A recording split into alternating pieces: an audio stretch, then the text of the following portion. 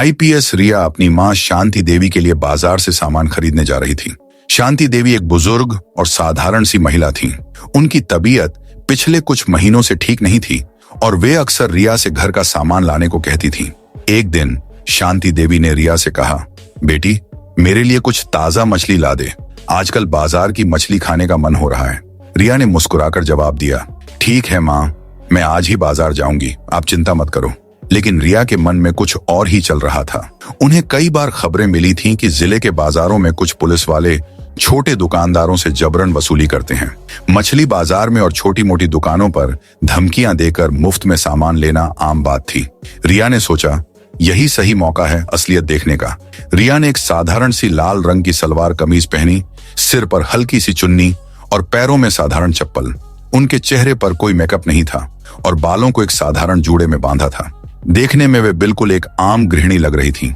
घर से निकलते वक्त माँ ने फिर कहा, रिया ध्यान से जाना, बाजार में भीड़ रहती है। रिया ने सिर हिलाया और बोली, हाँ माँ, मैं जल्दी लौटूंगी। अमरपुर का मछली बाजार कस्बे के बीचों बीच था। वहां की हवा में मछलियों की गंध, दुकानदारों की पुकार और खरीदारों की बातचीत का शोर एक अनोखा माहौल बनाता था। रिया बाजार में पहुंची तो उनकी नजर हर तरफ घूम रही थी। छोटी छोटी दुकानों पर दुकानदार मछलियां साफ कर रहे थे, कुछ लोग मोल भाव कर रहे थे और कुछ पुलिस वाले इधर उधर टहल रहे थे। रिया ने देखा कि कुछ पुलिस वालों के पास आते ही दुकानदारों के चेहरों पर डर साफ दिखता था। रिया एक दुकान पर रुकी जहां एक 50 साल का दुकानदार गोपाल अपनी छोटी सी दुकान संभाल रहा था। गोपाल की दुकान पर ताजी मछलियां थीं, जिन्हें उसने सुबह ही नदी से पकड़ा था। रिया ने धीमे स्वर में कहा, भैया मुझे 1 किलो रोहू मछली दे दीजिए, साफ करके देना। गोपाल ने मुस्कुराकर जवाब दिया, जी बहन, अभी साफ करके देता हूँ। तभी एक मोटरसाइकिल की तेज आवाज सुनाई दी। मोटरसाइकिल दुकान के पास रुकी और उसमें से उतरा एक पुलिस इंस्पेक्टर। नाम था अजय प्रताप। अजय करीब 42 साल का था। लंबा चौड़ा कद, घनी मूंछें और वर्दी में एक अहंकारी रवैया। उसने दुकान की तरफ देखा और जोर से बोला, गोपाल जल्दी से 3 किलो मछली पैक कर, घर पर मेहमान आए हैं। गोपाल ने विनम्रता से कहा, साहब 2 मिनट रुक जाइए, पहले मैडम को दे दूं, फिर आपके लिए पैक करता हूं। ये सुनते ही अजय का चेहरा गुस्से से लाल हो गया। उसने चिल्लाकर कहा, क्या मुझे रुकना पड़ेगा? मैं तेरा नौकर हूं क्या? मैं इंस्पेक्टर अजय प्रताप हूं, समझा? ये बाजार मेरे कब्जे में है। तूने मेरे सामने जुबान चलाई तो अभी तेरी दुकान उखाड़ दूंगा। जल्दी से मछली दे और फालतू बात मत कर। गोपाल डर गया और उसने मछलियां साफ करना शुरू कर दिया। रिया खामोश खड़ी सब सुन रही थी। उनके मन में गुस्सा उबल रहा था। अजय की बदतमीजी, उसका दुकानदार को धमकाना और अपनी वर्दी का गलत इस्तेमाल, ये सब रिया को बर्दाश्त नहीं हुआ। लेकिन वे जानती थीं कि बिना सबूत के कुछ नहीं हो सकता। उन्होंने सोचा, पहले इसकी हरकतें देख लेती हूँ, फिर कुछ करूंगी। रिया ने शांत स्वर में कहा, साहब आप बाद में आए हैं, थोड़ा रुक जाइए। मैं पहले आई हूँ, मुझे पहले मछली लेने दीजिए। इसमें क्या दिक्कत है? अजय ने रिया की तरफ घूर कर देखा। उसकी आंखों में तिरस्कार था। वह हंसते हुए बोला, अब तू कौन है? गांव की गंभार औरत मुझे सिखाएगी? मैं इंस्पेक्टर हूँ, जो चाहूं वो कर सकता हूँ। तू चुप रह, वरना तुझे भी सबक सिखा दूंगा। रिया ने मन ही मन सोचा, ये तो हद कर रहा है, लेकिन उन्होंने कुछ नहीं कहा। गोपाल ने डरते हुए पहले अजय को 3 किलो मछली पैक करके दे दी। अजय ने मछलियां ली और मोटरसाइकिल की तरफ बढ़ गया। गोपाल ने हिम्मत करके कहा, साहब मछली के पैसे? अजय पलटा और गुस्से में चिल्लाया, पैसे? तू मुझसे पैसे मांगेगा? मैं इंस्पेक्टर हूं, समझा? फ्री में लेता हूं। अगली बार फिर आऊंगा, ज्यादा मछली तैयार रखना, वरना तेरी दुकान बंद करवा दूंगा। यह कहकर वह मोटरसाइकिल स्टार्ट करके चला गया। रिया ने गोपाल की तरफ देखा। गोपाल का चेहरा लटक गया था। उसकी आंखों में डर और लाचारी साफ दिख रही थी। रिया ने धीरे से पूछा, भैया यह हमेशा ऐसा करता है? गोपाल ने दुखी स्वर में कहा, हाँ बहन, कई बार आता है, मछली ले जाता है, पैसे नहीं देता। अगर मैं कुछ कहूं तो धमकाता है, कहता है तेरी दुकान उखाड़ दूंगा, जेल में डाल दूंगा। मैं क्या करूं? मेरे पास तो परिवार है, बच्चे हैं। रिया का दिल भर आया। उन्होंने गोपाल के कंधे पर हाथ रखा और कहा, भैया अब डरने की जरूरत नहीं, मैं इसकी शिकायत करूंगी। गोपाल ने घबराते हुए कहा, नहीं बहन, वह बहुत ताकतवर है, उल्टा आपको फंसा देगा, रहने दीजिए। रिया ने मुस्कुराकर कहा, गोपाल भैया, मैं कोई साधारण औरत नहीं हूँ, मैं इस जिले की डीएम रिया शर्मा हूँ। मैंने इसे आज देख लिया, अब यह बचेगा नहीं। गोपाल चौंक गया। उसकी आंखें फटी की फटी रह गईं। उसने कहा, मैडम आप डीएम हैं, फिर तो बात बन सकती है, लेकिन वह बहुत चालाक है। रिया ने कहा, चालाकी सबूतों के सामने नहीं चलती, तुम बस मेरे साथ रहो, कल मैं फिर आऊंगी, एक छोटा सा कैमरा लगाऊंगी जिससे इसकी हरकतें रिकॉर्ड होंगी, तुम्हें गवाही देनी होगी। गोपाल ने डरते हुए हामी भरी। रिया ने अपनी मछली ली, गोपाल को उसके और अजय की मछलियों के पैसे दिए और बोली, भैया यह अजय के हिस्से के पैसे, तुम्हें नुकसान नहीं होने दूंगी। गोपाल ने हाथ जोड़कर कहा, मैडम आप जैसी अधिकारी मिले तो गरीबों का भला हो जाए। रिया घर लौटी। माँ ने पूछा, बेटी मछली लाई? रिया ने मछली दी और माँ को गले लगाकर कहा, माँ आज मैंने कुछ ऐसा देखा जो बर्दाश्त नहीं होता, लेकिन कल सब ठीक करूंगी। माँ ने चिंतित होकर कहा, बेटी तू कुछ उल्टा सीधा मत करना। रिया ने मुस्कुराकर जवाब दिया, माँ मैं डीएम हूँ, उल्टा सीधा वही लोग करते हैं जो अपनी ताकत का गलत इस्तेमाल करते हैं। रात को रिया ने अपनी योजना बनाई। उन्होंने एक छोटा सा वायरलेस कैमरा लिया। वे जानती थीं कि अजय जैसे लोग आसानी से नहीं मानते, उन्हें पक्का सबूत चाहिए था। रिया ने अपने एक भरोसेमंद सहायक राजेश को फोन किया और कहा, राजेश कल सुबह मुझे बाजार जाना है, तुम मेरे साथ रहना, लेकिन दूरी से, कोई सरकारी गाड़ी नहीं। राजेश ने कहा, मैडम आप जो कहेंगी वही होगा। अगली सुबह रिया फिर साधारण कपड़ों में तैयार हुई। इस बार उन्होंने हल्की हरी साड़ी पहनी ताकि कोई शक न करे। वे सुबह 8 बजे गोपाल की दुकान पर पहुंची। गोपाल ने उन्हें देखकर हाथ जोड़े। रिया ने कहा, भैया मैं कैमरा लगा रही हूं। उन्होंने दुकान के एक कोने में छोटा सा कैमरा फिट किया जो बाहर से दिखता नहीं था। फिर वे दुकान के पास एक स्टूल पर बैठ गईं जैसे कोई आम ग्राहक। गोपाल ने कहा, मैडम वह इंस्पेक्टर रोज सुबह 10 बजे के आसपास आता है। रिया ने कहा, ठीक है मैं इंतजार करूंगी। करीब 10:30 वही मोटरसाइकिल की आवाज आई। अजय फिर आया। इस बार वह और गुस्से में लग रहा था। उसने दुकान पर आते ही चिल्लाया, गोपाल 5 किलो मछली पैक कर, आज मेरे घर पर बड़ा दावत है, जल्दी कर। गोपाल ने डरते हुए मछलियां साफ करना शुरू किया। तभी उसकी नजर रिया पर पड़ी। अजय ने व्यंग्य में कहा, अरे यह औरत फिर यहाँ, तू क्या गोपाल की बहन है, रोज यहीं बैठती है? रिया ने शांत स्वर में जवाब दिया, साहब मैं ग्राहक हूँ, आप मछली लीजिए लेकिन पैसे दीजिए। अजय का गुस्सा भड़क उठा। उसने चिल्लाकर कहा, तू मुझे सिखाएगी? तुझे अक्ल नहीं है, मैं इंस्पेक्टर हूँ, तू चुप रह वरना अभी थप्पड़ मारूंगा।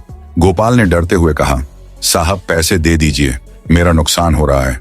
अजय ने गोपाल के गाल पर जोरदार थप्पड़ मारा और बोला, तुझे बार बार समझाना पड़ेगा, मैं पैसे नहीं दूंगा, अगली बार बोला तो तेरी दुकान उठवा दूंगा। रिया ने सब रिकॉर्ड होते देखा। उन्होंने फिर कहा, साहब ये गलत है, मछली के पैसे दो। अजय ने गुस्से में रिया की तरफ हाथ उठाया और थप्पड़ मारा। रिया ने खुद को संभाला और मन में सोचा, अब तू गया। अजय मछलियां लेकर चला गया। रिया ने कैमरा निकाला और गोपाल से कहा, भैया ये वीडियो मेरे पास है, कल मैं इसे कोर्ट में ले जाऊंगी, तुम गवाही देना। गोपाल ने डरते हुए कहा, मैडम वो मुझे मार डालेगा। रिया ने कहा, उसे कुछ करने का मौका नहीं मिलेगा, मैं तुम्हारी रक्षा करूंगी। रिया ऑफिस पहुंची। उनके सामने मेज पर एक लैपटॉप खुला था जिसमें गोपाल की दुकान पर लगे कैमरे की रिकॉर्डिंग बार बार चल रही थी। इंस्पेक्टर अजय प्रताप की बदतमीजी, गोपाल पर थप्पड़ और फिर रिया पर उठा हुआ हाथ, हर फ्रेम रिया के गुस्से को और भड़का रहा था। लेकिन रिया का चेहरा शांत था। उनकी आंखों में एक ठंडी दृढ़ता थी जो बताती थी कि वे अब पीछे नहीं हटेंगी। ये सिर्फ गोपाल की दुकान की बात नहीं थी, बल्कि पूरे अमरपुर जिले में फैले भ्रष्टाचार और सत्ता के दुरुपयोग की जड़ तक जाने का समय था। रिया ने अपने सहायक राजेश को बुलाया और कहा, राजेश एसपी अनिल वर्मा को तुरंत बुलाओ, और हाँ मेरे लिए जिले के सभी थानों की पिछले 6 महीने की शिकायतों की फाइल मंगवाओ। राजेश ने सिर हिलाया और तेजी से बाहर निकल गया। रिया ने लैपटॉप बंद किया और अपने कुर्सी पर पीछे झुककर सोचने लगी। अजय प्रताप जैसे लोग सिर्फ एक दुकानदार को नहीं लूटते, वे पूरे सिस्टम को कमजोर करते हैं। लेकिन रिया को पता था कि एक इंस्पेक्टर को सजा दिलाने से ज्यादा जरूरी है ये समझना कि वह इतने समय तक बिना किसी रोक टोक के ऐसा कैसे करता रहा। क्या उसके ऊपर कोई और है? क्या यह पूरा नेटवर्क है? कुछ ही देर में अनिल वर्मा रिया के ऑफिस में पहुंचे। अनिल एक समझे हुए पुलिस अधिकारी थे जिनकी उम्र करीब 50 साल थी। उनके बालों में हल्की सी सफेदी थी, लेकिन उनकी आंखों में एक ईमानदार चमक थी। वे उन अधिकारियों में से थे जो भ्रष्टाचार से नफरत करते थे, लेकिन विभाग की राजनीति और दबावों के कारण अक्सर मजबूर हो जाते थे। अनिल ने ऑफिस में घुसते ही कहा, मैडम आपने बुलाया, क्या बात है? रिया ने बिना समय गंवाए लैपटॉप खोला और वीडियो चलाया। वीडियो में अजय की हरकतें साफ दिख रही थीं। उसका गोपाल को धमकाना, थप्पड़ मारना और फिर रिया पर हाथ उठाना। अनिल का चेहरा तमतमा उठा। उन्होंने कहा, यह तो हद हो गई मैडम। मैंने सुना था कि अजय कुछ गलत काम करता है, लेकिन इतना, और आपके साथ बदतमीजी। मैं इसे अभी सस्पेंड करता हूं। रिया ने शांत स्वर में कहा, अनिल जी, सस्पेंड करना तो ठीक है, लेकिन यह काफी नहीं। यह सिर्फ एक इंस्पेक्टर की बात नहीं। मुझे लगता है कि बाजार में और भी दुकानदारों के साथ ऐसा हो रहा है। हमें इसकी जड़ तक जाना होगा। अनिल ने गहरी सांस ली और बोले, मैडम आप सही कह रही हैं, लेकिन सच कहूं, हमारे विभाग में कुछ लोग अजय जैसे अधिकारियों को बचाते हैं। ऊपर से दबाव आता है। रिया ने कहा, अनिल जी, अब दबाव काम नहीं करेगा। मेरे पास सबूत है। मैं इस मामले को कोर्ट तक ले जाऊंगी, लेकिन पहले हमें और दुकानदारों से बात करनी होगी। गोपाल अकेला नहीं है। अनिल ने सहमति में सिर हिलाया और बोले, ठीक है मैडम, मैं अभी अजय को थाने बुलाता हूं और सस्पेंड लेटर तैयार करवाता हूं, लेकिन कोर्ट में जाने से पहले हमें और सबूत चाहिए। उधर अजय प्रताप अपने थाने में बैठा था। उसे अभी तक कोई खबर नहीं थी कि उसकी करतूतें कैमरे में कैद हो चुकी हैं। वह अपने कांस्टेबल रमेश से बात कर रहा था। रमेश, आज रात मेरे घर पर दावत है, तू बाजार जाकर कुछ और मछली ले आ। रमेश ने हंसकर कहा, साहब आप तो मुफ्त में ले लेते हैं, मुझे क्यों भेज रहे हैं? अजय ने घमंड से कहा, अरे मैं तो ले लूंगा, लेकिन आज समय नहीं है। तू जा और गोपाल से बोल कि मेरे नाम से दे दे। तभी थाने का फोन बजा। दूसरी तरफ अनिल वर्मा थे। उन्होंने सख्त लहजे में कहा, अजय तुरंत मेरे ऑफिस पहुंच। अजय को लगा कि शायद कोई नया केस है। उसने मोटरसाइकिल उठाई और अनिल के ऑफिस पहुंच गया। वहां पहुंचते ही उसे सस्पेंड लेटर थमा दिया गया। अजय चौंक गया। उसने चिल्लाकर कहा, सर ये क्या, मैंने क्या किया? अनिल ने लैपटॉप पर वीडियो चलाया। अजय का चेहरा पीला पड़ गया। वह हकलाते हुए बोला, सर यह गलत फहमी है। वो औरत कौन थी? उसने मुझे उकसाया। अनिल ने गुस्से में कहा, वो औरत डीएम रिया शर्मा है। तूने डीएम पर हाथ उठाया और गोपाल जैसे गरीब दुकानदार को लूटा। अब कोर्ट में जवाब देना। अजय के पैरों तले जमीन खिसक गई। वह बोला, सर मुझे माफ कर दीजिए, मैं गलती सुधार लूंगा। लेकिन अनिल ने कहा, अब बहुत देर हो चुकी है। तूने विभाग की बदनामी की है। रिया अपने ऑफिस में वापस आई। उन्होंने गोपाल को फोन किया और कहा, भैया कल सुबह कोर्ट में गवाही के लिए तैयार रहना। डरने की जरूरत नहीं, मैं तुम्हारे साथ हूं। गोपाल ने डरते हुए कहा, मैडम वह इंस्पेक्टर मुझे धमकाएगा, मेरे परिवार का क्या होगा? रिया ने आश्वस्त किया, गोपाल भैया, तुम्हारी और तुम्हारे परिवार की सुरक्षा का जिम्मा मेरा है, तुम बस सच बोलना। गोपाल ने हिम्मत जुटाई और कहा, ठीक है मैडम, मैं आऊंगा। रिया ने अपने वकील अशोक मेहता को बुलाया।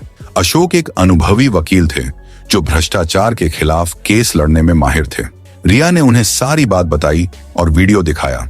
अशोक ने कहा, मैडम यह केस बहुत मजबूत है, वीडियो में सब कुछ साफ है, लेकिन हमें और गवाह चाहिए। क्या गोपाल के अलावा और दुकानदार गवाही देंगे? रिया ने कहा, मैं आज शाम को बाजार जाऊंगी और दुकानदारों से बात करूंगी। शाम को रिया फिर बाजार गई। इस बार वे सादी गाड़ी में थीं, लेकिन राजेश उनके पीछे पीछे था। रिया ने गोपाल की दुकान के पास की कुछ और दुकानों पर जाकर बात की। एक दुकानदार मंगल, जो मछली की छोटी दुकान चलाता था, ने बताया, मैडम अजय हर हफ्ते आता है, 2 से 3 किलो मछली ले जाता है, पैसे नहीं देता। एक बार मैंने पैसे मांगे तो उसने मेरी टोकरी तोड़ दी। एक अन्य दुकानदार रमेश ने कहा, वह सिर्फ मछली ही नहीं, आसपास की दुकानों से फल, सब्जियां, सब कुछ ले जाता है। धमकी देता है कि थाने में बंद कर दूंगा। रिया ने सभी से कहा, आप लोग डरिए मत, मैं डीएम हूं, अगर आप गवाही देंगे तो मैं आपकी रक्षा करूंगी। कुछ दुकानदार डर रहे थे, लेकिन मंगल और रमेश ने हामी भरी। रिया ने उनके बयान लिखवाए और अपने ऑफिस भेज दिए। उधर अजय अपने घर पर था। उसकी पत्नी राधा घबराई हुई थी। उसने कहा, अजय अब क्या होगा? तुम सस्पेंड हो गए, कोर्ट में केस चलेगा। अजय ने गुस्से में कहा, चुप रह राधा, मैं इतनी आसानी से नहीं हारूंगा, मेरे पास ऊपर तक कनेक्शन है। अजय ने अपने एक पुराने दोस्त रवि चौधरी को फोन किया। रवि एक स्थानीय नेता था जिसके जिले में अच्छे खासे रसूख थे। अजय ने कहा, रवि भाई मुझे बचाओ, डीएम ने मुझे फंसा दिया। रवि ने कहा, चिंता मत कर, मैं कुछ लोगों से बात करता हूं, लेकिन तुझे भी कुछ करना होगा, उस डीएम को डराना पड़ेगा। अजय ने सोचा और अपने कुछ गुंडों को बुलाया। उसने कहा, गोपाल की दुकान पर नजर रखो, और उस औरत को ढूंढो जो मेरे खिलाफ गवाही दे रही है। रात को रिया अपने घर लौटी। माँ ने पूछा, बेटी सब ठीक है? रिया ने कहा, हाँ माँ, सब ठीक हो जाएगा। लेकिन उनके मन में एक हल्का सा डर था। वे जानती थीं कि अजय जैसे लोग आसानी से हार नहीं मानते। उन्होंने अपने गार्ड को अलर्ट रहने को कहा। अगले दिन सुबह रिया कोर्ट के लिए तैयार थी। उन्होंने सादी कुर्ती और सलवार पहनी ताकि कोई शक न करे। गोपाल को फोन किया और कहा, भैया तैयार रहना, आज कोर्ट में मिलते हैं। गोपाल ने कहा, मैडम मैं आ रहा हूं, लेकिन डर लग रहा है। रिया ने कहा, डरो मत, मैं तुम्हारे साथ हूं। सुबह 10 बजे अमरपुर का जिला कोर्ट लोगों से खचाखच भरा था। खबर फैल चुकी थी कि डीएम रिया शर्मा ने एक इंस्पेक्टर के खिलाफ केस दायर किया है। मीडिया के कैमरे कोर्ट के बाहर थे। रिया अपने वकील अशोक मेहता के साथ कोर्ट में दाखिल हुई। उनका चेहरा शांत था, लेकिन आंखों में एक आग थी। गोपाल भी वहां पहुंचा, थोड़ा घबराया हुआ, लेकिन रिया की हिम्मत देखकर उसने खुद को संभाला। अजय कोर्ट में आया। उसका चेहरा उतरा हुआ था, लेकिन वह अभी भी घमंडी लग रहा था। जज श्रीमान रविंद्र सिंह एक सख्त और निष्पक्ष जज थे। उन्होंने केस शुरू किया। अशोक मेहता ने सबसे पहले वीडियो दिखाया। कोर्ट की स्क्रीन पर अजय की हरकतें साफ दिख रही थीं। गोपाल को थप्पड़, रिया पर हाथ उठाना और धमकियां। कोर्ट में सन्नाटा छा गया। रिया को गवाह के तौर पर बुलाया गया। उन्होंने शांत स्वर में कहा, माननीय जज साहब, मैंने अपनी आंखों से देखा कि इंस्पेक्टर अजय प्रताप ने गोपाल को धमकाया और मुझ पर भी हाथ उठाया। यह सिर्फ एक दुकानदार की बात नहीं, बल्कि पूरे जिले में सत्ता के दुरुपयोग की है। गोपाल ने भी गवाही दी, साहब वह हर हफ्ते मुझसे मछली ले जाता है, पैसे नहीं देता, धमकाता है। अजय का वकील रमेश गुप्ता खड़ा हुआ। उसने कहा, मेरे मुवक्किल ने गुस्से में गलती की, वह तनाव में थे, यह कोई अपराध नहीं। लेकिन जज ने सख्त लहजे में कहा, सबूत और गवाह साफ हैं, आप बहाने बना रहे हैं। जज ने फैसला सुनाया। इस कोर्ट के सामने सारे सबूत और गवाहों के बयान स्पष्ट हैं। इंस्पेक्टर अजय प्रताप ने अपने पद का दुरुपयोग किया, गरीब दुकानदारों को धमकाया और डीएम रिया शर्मा पर हमला किया। वह दोषी है। उसे 3 साल की सजा और 50,000 रुपए का जुर्माना सुनाया जाता है। कोर्ट में सन्नाटा छा गया। रिया ने राहत की सांस ली। गोपाल की आंखों में आंसू थे, लेकिन यह खुशी के आंसू थे। कोर्ट से बाहर निकलते ही मीडिया ने रिया को घेर लिया। एक पत्रकार ने पूछा, मैडम आपने इतना बड़ा नेटवर्क तोड़ा, अब क्या कहेंगी? रिया ने कहा, मैं बस इतना कहना चाहती हूँ कि कानून सबके लिए बराबर है। कोई भी कितना ताकतवर हो, अगर वह गलत करेगा तो सजा पाएगा। रिया घर लौटी। उनकी माँ ने गले लगाकर कहा, बेटी मुझे तुझ पर गर्व है। रिया ने मुस्कुराकर कहा, माँ यह जीत मेरी नहीं, गोपाल जैसे हर उस इंसान की है जो डर के बावजूद सच के साथ खड़ा हुआ। इस केस के बाद अमरपुर में एक नई हवा बही। दुकानदारों का डर कम हुआ। रिया ने एक हेल्पलाइन शुरू की, जहां दुकानदार अपनी शिकायत दर्ज कर सकते थे। जिले में भ्रष्टाचार के खिलाफ एक नई जंग शुरू हो चुकी थी। रिया की कहानी पूरे जिले में मिसाल बन गई। दोस्तों, अगर आपको यह वीडियो अच्छा लगा तो एक लाइक जरूर करें और चैनल को सब्सक्राइब करें। मिलते हैं अगले वीडियो, तब तक के लिए धन्यवाद।